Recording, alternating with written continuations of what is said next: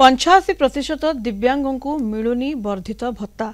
Redhakhol block कदलीगढ़ panchayat धौरा khaman गाँवर दिव्यांग पांच भोई गुरुंडी गुरुंडी जाउछंती कथा कहि पारंती नाही।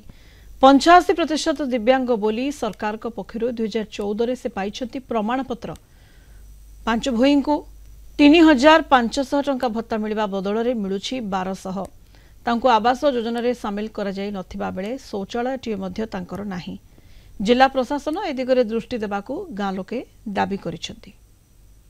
घर नहीं लीडर नहीं छुआटा क्या होगी जीवा कहता मुईस ने क्या जीवी छुआटा क्या जीवा खाली घुसरी घुसरी जाऊे जान खाली घुसरी घुसरी जाऊे आ ना चलवाक नहीं दियो खाई भी गला नहीं बोलवाक पी भी गला भूक शोष किसी नहीं तार जाची जाची देले खाऊे से माँ झील दुईटा अच्छा गला भी 3500 होता 3500 गला नहीं मिलवा आ से बहुत असुविधा रही जाऊँ वर्षा हेले भी है घरे रांधले हेने न खाइले हेने न शुइले किसी सुविधा नहीं झाड़ा जीवा लगे सुविधा नहीं कहीं नहीं से तो चली बुली पारे नहीं अतिथ्य मनुष्य को सरकार दिन किसी मिलला नहीं। 85% भिन्नक्षम अच्छे से जेनटा कि 3500 टका भत्ता पाइबा कथा किंतु सरकार तरफ 1200 टका भत्ता मिलूँ जदि ताको भी 3500 मिलता बोले माँ झील दुई जन शांति रही पारते मेडिसिन खर्च हो कि जाना भी हो से चली पारते ठीक से।